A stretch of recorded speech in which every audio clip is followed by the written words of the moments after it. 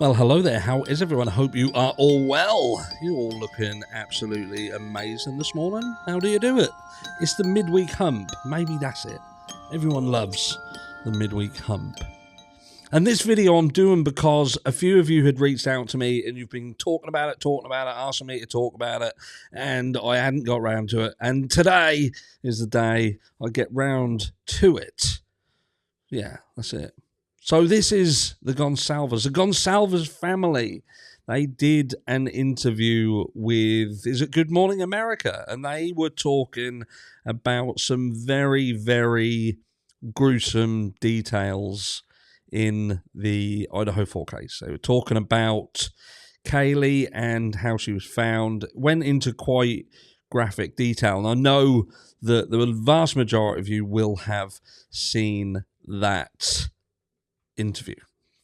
And I thought to myself, look, I know Jules did a video because she was talking about the fact that that seems to have potentially been what was said of Xana and Ethan, that kind of setup in there. And you know, she was discussing whether this was potentially, was this a stage, and did the person actually stage the positioning of the bodies? And it's possible, it's plausible.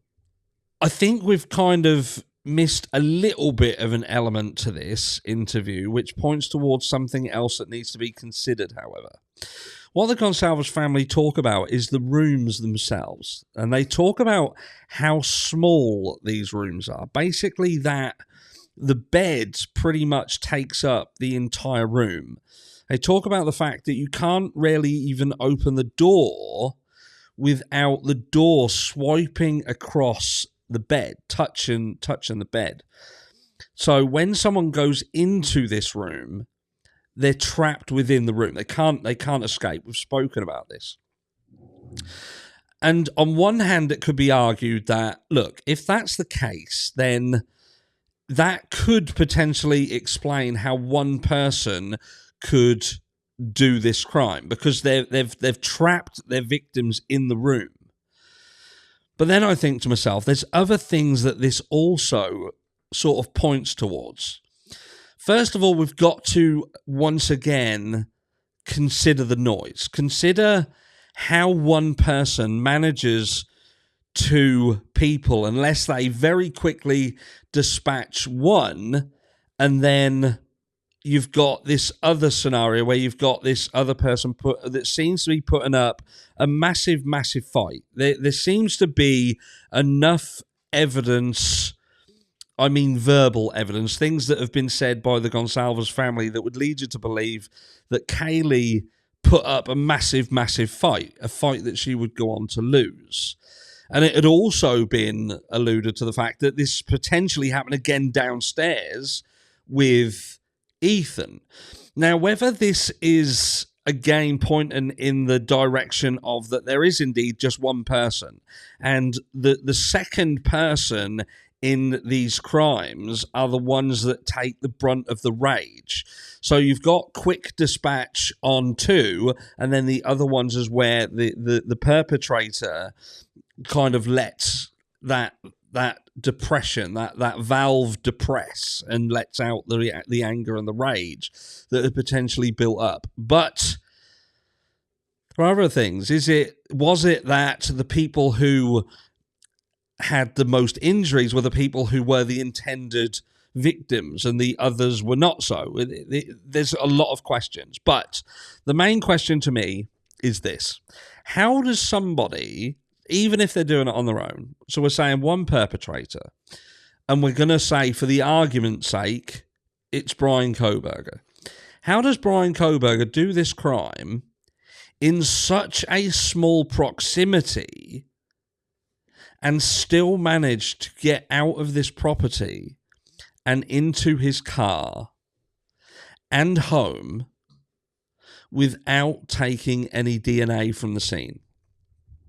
As far as we are aware, the only DNA that there is in this entire crime is a small piece of DNA found, touch DNA, skin samples, skin cells found on the button snap of a knife sheath that was found at the scene, upstairs with Maddie and Kaylee.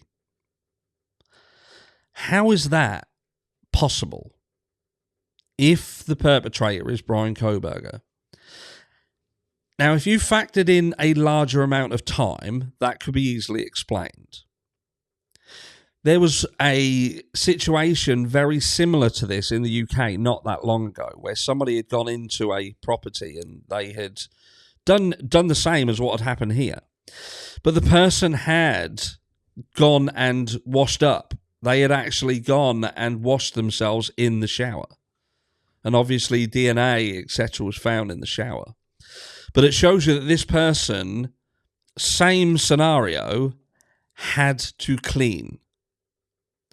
And we're now putting Bryan Kohberger in this situation, in a battle, if you like, in a very small area, enclosed. So there is 100% of a guarantee that whoever did this got DNA from the victims on them. I feel, in my non-professional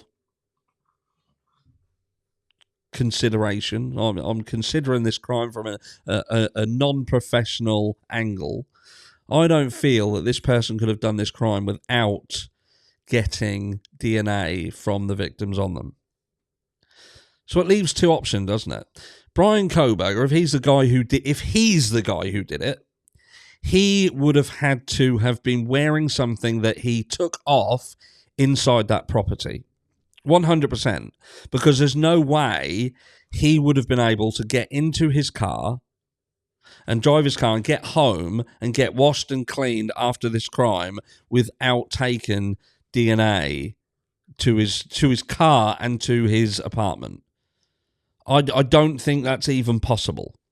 I genuinely don't think it's possible. Again, I'm not a professional, but based on the fact that we're now of an understanding that this is in a very small confined space, and the extent of the injuries to Kaylee Gonsalves, and again, we have heard that this is a potential with Ethan as well. But the sheer extent, it's unavoidable. It's absolutely unavoidable. Now, I know there'll be people out there saying, but Bryan Kohberger could have cleaned his car. He could have gone out of the house, got in his car, cleaned his car. But we was told earlier on that there was no evidence of his car being cleaned. Obviously, when cars or properties are cleaned, in order to remove DNA evidence, specific things are used. And the specific things I use leave behind residue. They leave behind, evidence that they were indeed used. So you may not find DNA, but you'll certainly find evidence that an attempt was made, albeit either a successful or an unsuccessful one, to get rid of them. If the car was hoovered. We've spoken about the fact that Murphy was in this house. Murphy would have frequented the bedroom. And more importantly, he would have frequented the bed. He would have been in close proximity, hugs and cuddles and playtime with Kaylee. But there's not one thing found in anywhere to do with Bryan Kohberger. The only DNA that we have is on a button snap on a K-bar knife. Now, could Bryan Kohberger have prepped his car to an inch of its life, wrapped it in plastic? He could have done. He could have done that inside. He could have put plastic sheets and everything inside, but somebody could have seen that. Someone, where his car was parked, they would have had to have seen it. It would have been something that was seen. I don't see how he would have been able to go outside and prep this car within an inch of its life without someone seeing it, unless he went somewhere else and done it elsewhere. And then he went home with it prepped and then drove it from his property into Moscow, Idaho, and decided to drive round and round and round and round and round with the car fully prepped. I don't see that. And again, even if he'd have been wearing some form of clothing to protect himself, those items of clothing would have had to have been strategically removed, and they would have had to have strategically been placed somewhere that, again, didn't transfer.